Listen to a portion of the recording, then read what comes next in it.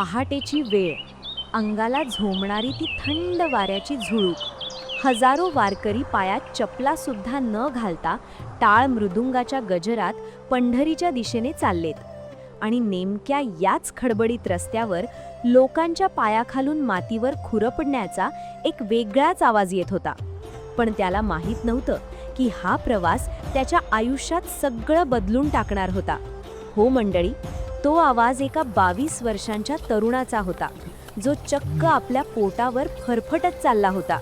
तुम्हीच सांगा, त्याला कोपरापासून हात नव्हते आणि गुडघ्यापासून पाय सुद्धा नव्हते.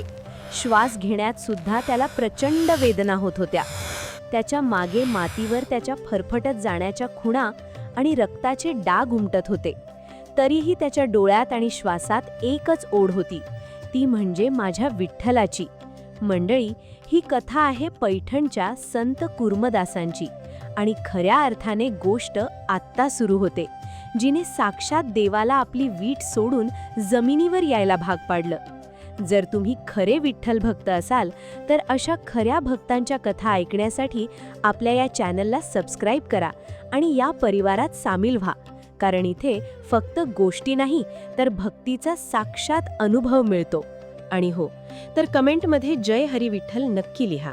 जरा विचार करा, ज्या वयात तरुणांना जग जिंकण्याची स्वप्न पडतात, त्या 22 वर्षांच्या कुर्मदासासाठी रोजची सकाळ एक नवीन संघर्ष घेऊन येत होती. पैठणसारख्या पवित्र क्षेत्रात त्याचा जन्म झाला.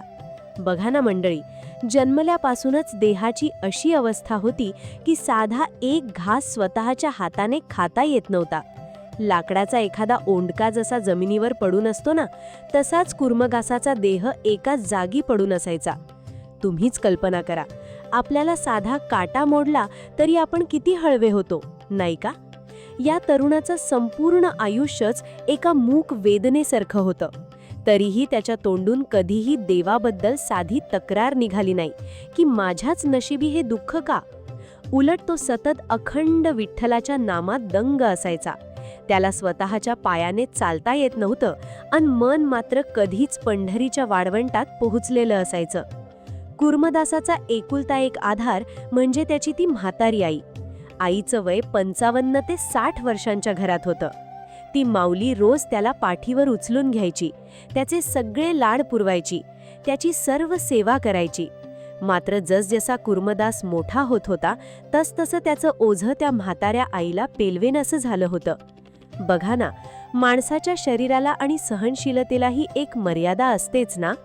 आणि इथेच या मायलेकरांच्या आयुष्यात असा एक प्रसंग आला ज्याने कुर्मदासाचे संपूर्ण आयुष्यच कायमचे बदलून टाकले.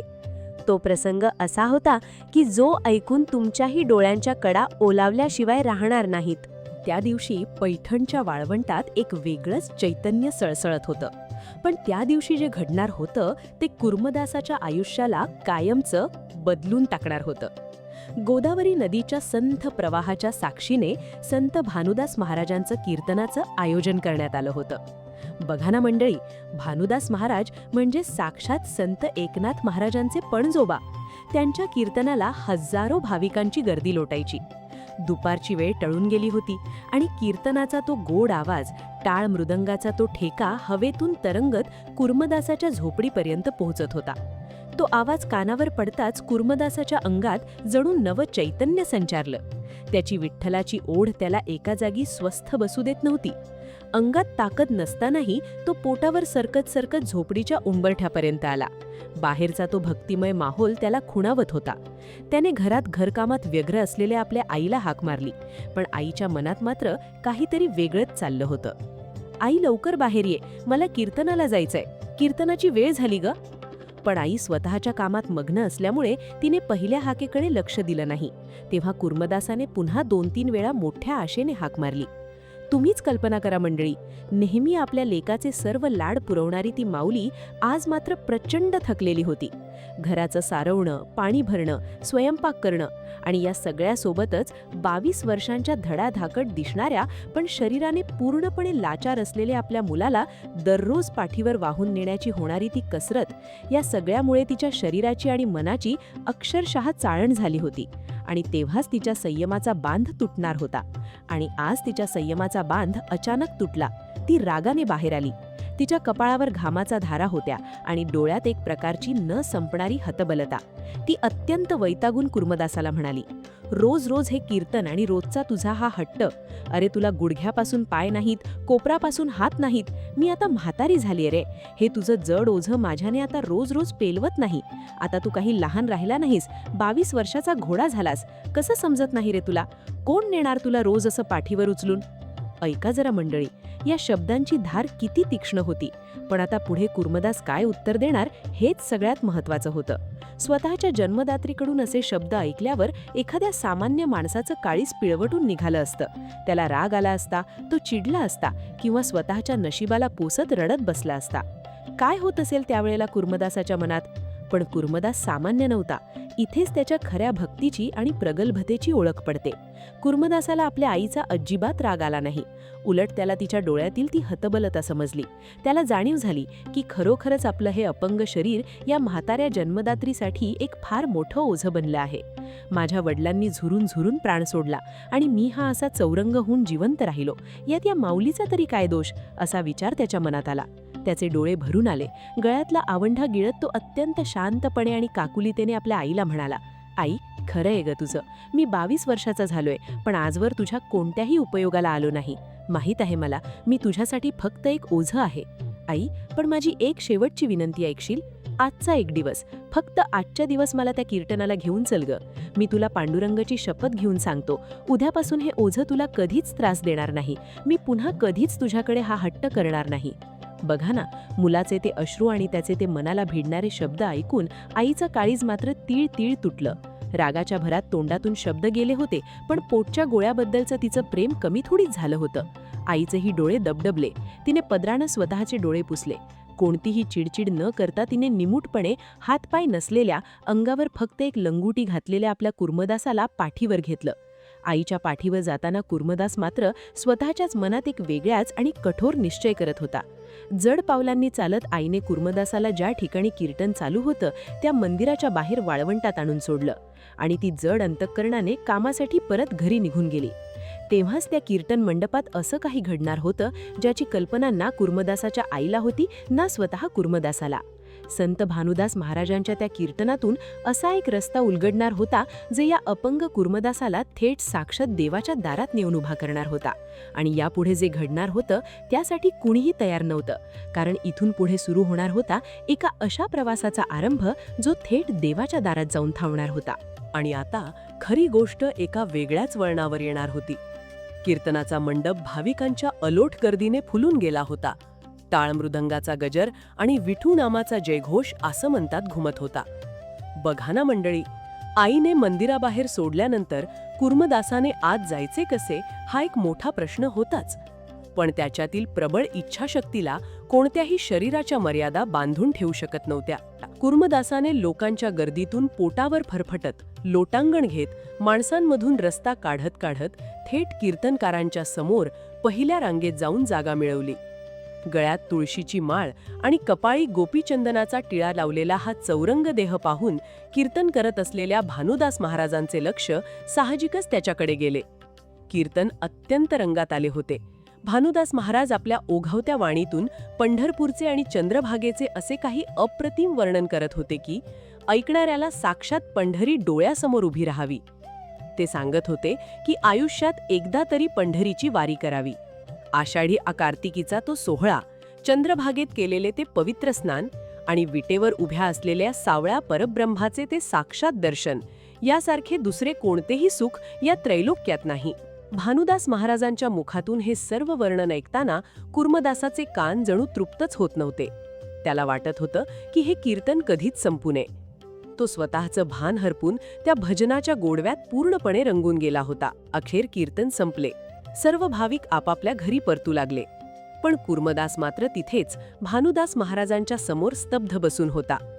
महाराजांनी त्याच्या जवळ येऊन विचारले, अरे कुर्मदासा, आज कीर्तनाला एकटाच कसा काय आलास? कुर्मदास हसून म्हणाला, महाराज, थट्टा करता माझी? मी एकटा कसा येऊ शकेन? मला आईने आणून सोडले. महाराजांनी सहज विचारले, बरं, मग आता कीर्तन तर संपलं, आता घरी कसा जाणार? तुला न्यायला आई येईल का? याच क्षणी कुर्मदासाच्या डोळ्यात एक वेगळीच चमक आली. अत्यंत ठाम पण नम्र आवाजात तो म्हणाला, नाही महाराज, आत्ता मला घरी नाही जायचं. मला तुमच्यासोबत पंढरीच्या वारीला यायचं आहे. मला न्यायला कोणी येणार नाही आणि मी कोणावरही ओझं बनणार नाही. तुम्ही आत्ताच तर कीर्तनात सांगितलं ना वारीचं महत्त्व, मग मलाही त्या पंढरीनाथाचं दर्शन घ्यायचंय. मला तुमच्यासोबत घेऊन चला ना. कुर्मदासाचे हे बोलणे ऐकून भानुदास महाराज स्तब्ध झाले.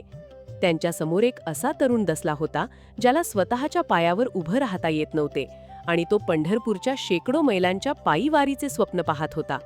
महाराजांना त्याला वास्तव सांगणे भाग होते. ते अत्यंत प्रेमाने आणि काळजीने म्हणाले, अरे कुर्मदासा, हे वेडेपण आहे. तुला साधं गावातल्या कीर्तनाला यायचं असेल तर तुझ्या आईच्या पाठीवर यावं लागतं आणि पंढरपूरचा रस्ता तर किती खडतर आहे. एवढ्या लांबच्या प्रवासात तुला कोण वाहून नेईल रे? आणि बाळा, ही पायी दिंडी आहे. आमचा वेग खूप असतो. तुला या सर्व वारकऱ्यांसोबत चालता येणार नाही. तुला ते झेपणार नाहीत. तुम्हाला काय वाटतं मंडळी? महाराजांचे हे वास्तववादी शब्द ऐकून कुर्मदास रडत बसला असेल का?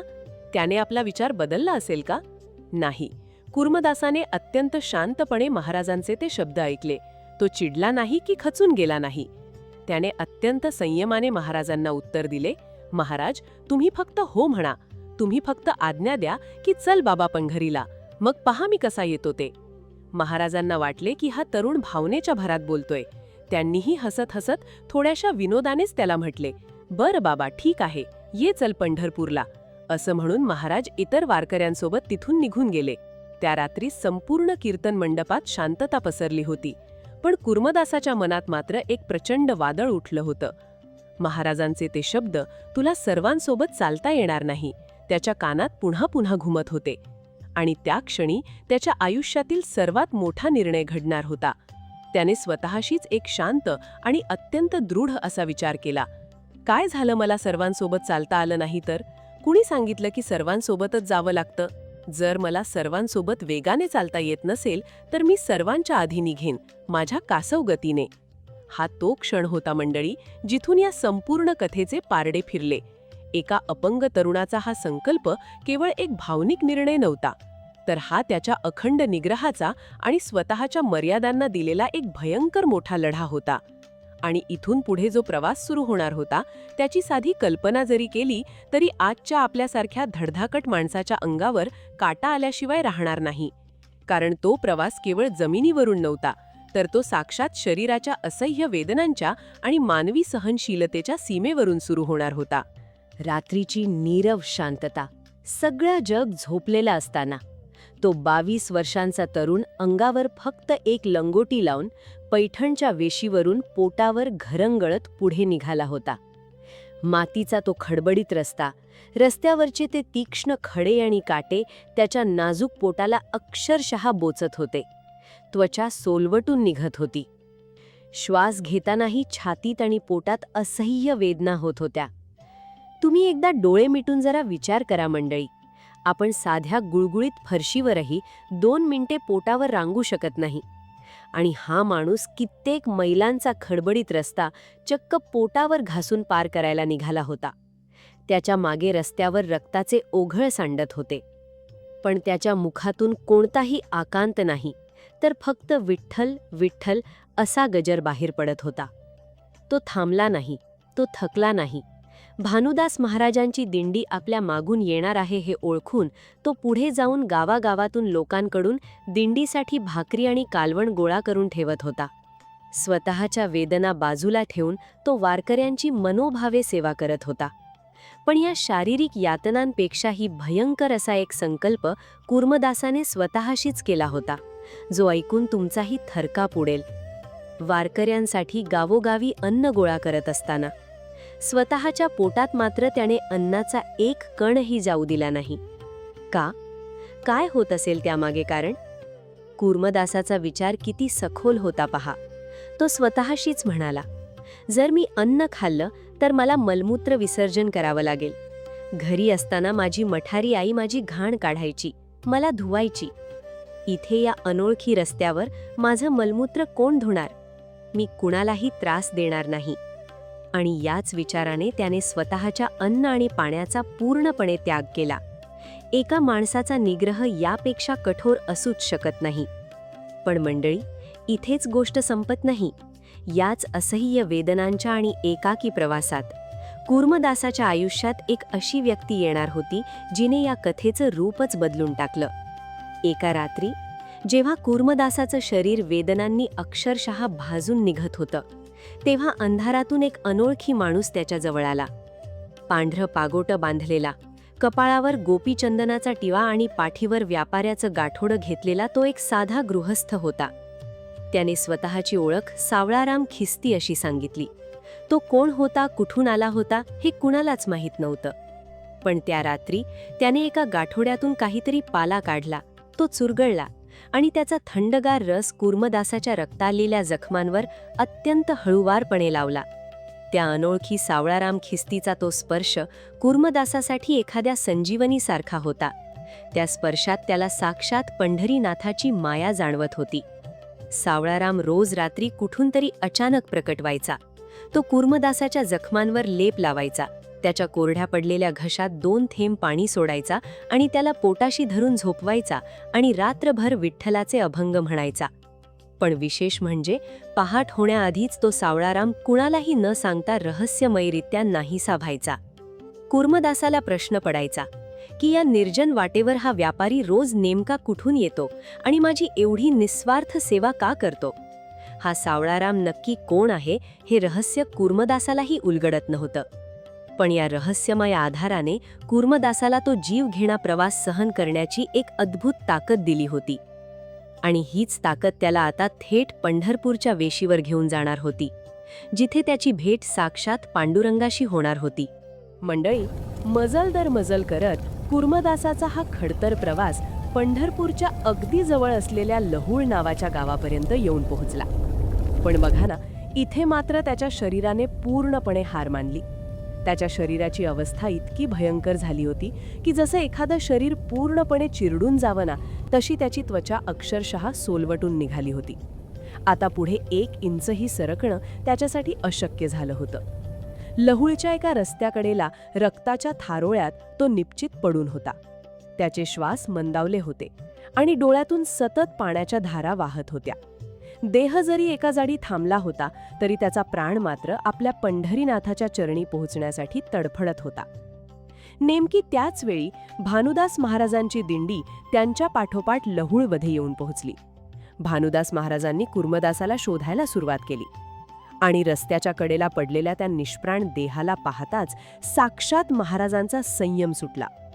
ज्या महाराजांनी जन्मभर विठ्ठलाची भक्ती केली त्या भानुदास महाराजांनी कूर्मदासाची ती अवस्था पाहून हंबरडा फोडला.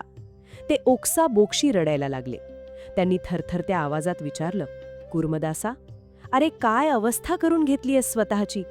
आता फक्त 1 मुक्काम राहिलाय रे पंढरीचा. थोडा धीर धर लेकरा, आपण तुला घेऊन जाऊ. पण मंडळी, कूर्मदासाने अत्यंत क्षीण आवाजात रडत रडत जे उत्तर दिलं ते ऐकून तुमच्याही डोळ्यातून पाणी आल्याशिवाय राहणार नाही. तो म्हणाला, बाबा, आता मला नाही वाटत की माझं हे शरीर मला पंढरपूरपर्यंत साथ देईल. माझ्या देहात आता त्राण उरलं नाही. पण बाबा, तुम्ही जेव्हा पंढरपूरला जाल ना, तेव्हा चंद्रभागेत स्नान करून माझ्या त्या पांडुरंगाला माझा फक्त 1 नमस्कार सांगा. त्याला सांगा की तुझा कूर्मदास लहुळमध्ये तुझी वाट बघतोय. बाबा, एवढा करा उपकार, माझ्या देवाला माझा नमस्कार सांगा. तुम्हीच विचार करा मंडळी, कूर्मदासाने या शेवटच्या क्षणीही देवाला कोणतंही वरदान मागितलं नाही. त्याने असं नाही म्हटलं की देवाने मला हातपाय द्यावेत किंवा माझ्या वेदना कमी कराव्यात. त्याला फक्त दर्शन आणि नमस्कार करण्याचीच ओढ होती. त्याचे हे शब्द ऐकून भानुदास महाराजांचे पाय जड झाले. ते तसेच जड अंतःकरणाने कूर्मदासाला तिथेच लहुळमध्ये सोडून जड पावलांनी पंढरपूरच्या दिशेने निघाले. पण त्यांना माहीत नव्हतं की कूर्मदासाचा हा निरोप फक्त एका भक्ताचा नव्हता, तर ती एका आर्त हृदयाची साध होती, जी थेट साक्षात पंढरीच्या पांडुरंगाच्या हृदयाला भिडणार होती. आणि आता पुढे लहुळमध्ये जे घडणार होतं ते ऐकून खऱ्या भक्तांच्या अंगावर शहारा येईलच. कारण आता स्वतः पांडुरंग त्या भक्तासाठी काय करतो हे पाहण्याची वेळ आली होती. आणि आता जिथे देव आणि भक्ताची भेट होणार होती. मंडळी, भानुदास महाराज आणि वारकरी पंढरपुरात पोहोचले. चंद्रभागेचं पवित्र स्नान करून ते सर्वजण विठ्ठलाच्या दर्शनासाठी महाद्वार ओलांडून मंदिरात गेले आणि समोर विटेवर साक्षात सावळा परब्रह्म उभा होता. भानुदास महाराजांनी विठ्ठलाच्या चरणी डोके ठेवले आणि हात जोडून अत्यंत काकुळीतीने कूर्मदासाचा निरोप दिला. ते म्हणाले, देवा, आम्हाला हात आहेत, पाय आहेत, आम्ही वारी करतो, यात कोणतं मोठं नवल आहे? पण देवा, ज्याला जन्मभर पाय दिले नाहीत, ज्याला हात दिले नाहीत, असा ओंडक्यासारखा तुझा भक्त कूर्मदास पोटावर फरफटत तुझी वारी करत आलाय. तो लहुळपर्यंत पोहोचलाय खरा, पण तिथून पुढे येण्यासाठी त्याच्या अंगात आता त्राण उरलेलं नाही. देवा, तो तिथे निपच्चित पडून तुझी वाट बघतोय आणि त्याने फक्त एक नमस्कार सांगितलाय. तुम्हीच कल्पना करा मंडळी, जेव्हा भक्ताचा हा आर्त निरूप साक्षात भगवंताच्या कानावर पडला असेल तेव्हा काय झालं असेल? भानुदास महाराजांचे ते शब्द ऐकताच असं म्हणतात की त्या विटेवर उभ्या असलेल्या पाषाणाच्या मूर्तीला सुद्धा दरदरून घाम फुटला. देवाला आपल्या भक्ताची ती तडफड सहन झाली नाही आणि त्या क्षणी देव स्वतःच अस्वस्थ झाला. बघा ना, आपण देवाला भेटण्यासाठी रडतो हे सामान्य आहे, पण जेव्हा भक्त असा निस्सीम असतो तेव्हा साक्षात देवालाही आपल्या भक्तासाठी रडावं लागतं. हेच यातून सिद्ध होतं. पांडुरंगाने रुक्मिणी मातेला सांगितलं की रुक्मिणी, तू ही वारी सांभाळ, मी माझ्या भक्ताला भेटायला लहुळला चाललोय. आणि असं म्हणतात की देवाने विटेवरून ताडकन उडी मारली आणि गरुडावर स्वार होऊन एका क्षणात तो थेट लहुळच्या दिशेने झेपावला. तिकडे लहुळमध्ये रक्ताच्या थारोळ्यात पडलेल्या कूर्मदासाचे प्राण कंठाशी आले होते. तो केवळ विठ्ठलाची नाव घेत शेवटच्या श्वासांची मोजदाद करत होता. आणि त्याच क्षणी तिथे एक लख्ख प्रकाश पडला. कूर्मदासाने आपले मिटलेले डोळे मोठ्या कष्टाने उघडले आणि त्याला काय दिसलं? जो सावळा राम खिस्ती रोज रात्री त्याच्या जखमांवर पाल्याचा रस लावत होता, तो दुसरा कोणी नसून साक्षात कडेवर हात ठेवून उभा असलेला पंढरीचा पांडुरंग होता. देवाने स्वतःचे दर्शन कूर्मदासाला दिले. कूर्मदासाच्या डोळ्यातून आनंदाश्रू वाहू लागले. विठ्ठलाने खाली बसून रक्ताने माखलेल्या कूर्मदासाचे मस्तक अत्यंत प्रेमाने आपल्या मांडीवर घेतले. विठ्ठलाच्या डोळ्यातूनही अश्रू वाहत होते. देवाने विचारले, कूर्मदासा, सांग तुला काय हवंय? तू फक्त माग, मी तुला सर्व काही देईन. पण कूर्मदासाने काय मागावे? त्याने हात मागितले नाहीत, पाय मागितले नाहीत, की स्वतःसाठी कोणतीही संपत्ती मागितली नाही. त्याने फक्त एवढेच म्हटले, देवा, आता तू मला सोडून जाऊ नकोस. आता हेच माझे पंढरपूर आहे. कूर्मदासाने देवाला डोळे भरून पाहिले आणि साक्षात भगवंताच्या मांडीवर आपले प्राण सोडले. त्याचा तो क्षीण देह देवात विलीन झाला आणि त्याला मोक्ष प्राप्त झाला. मंडळी, देवाने केवळ एका भक्तासाठी आपले पंढरपूर सोडले आणि लहुळमध्ये येऊन त्याला दर्शन दिले. हा प्रसंग भक्तीच्या ताकदीची सर्वात मोठी साक्ष आहे, जिथे भक्ती इतकी प्रबळ झाली की साक्षात देवालाही आपल्या भक्तासाठी धावून यावं लागलं. बघा ना मंडळी, आजही लहुळ गावात संत कूर्मदासांची आठवण जिवंत आहे. आजही तिथे त्यांच्या भक्तीची, त्यांच्या त्यागाची आणि त्यांच्या संघर्षाची साक्ष मिळते. आणि सगळ्यात महत्त्वाचं म्हणजे आजही त्या भूमीत विठ्ठलाचं नाव तितक्याच प्रेमाने आणि भक्तीने घेतलं जातं. असा हा भक्तीचा अद्भुत वारसा जो आजही हजारो लोकांच्या मनात जिवंत आहे, जिथे देव आणि भक्त यांच्यामध्ये कोणताही भेद राहत नाही. फक्त असते ती एक निखळ ओढ.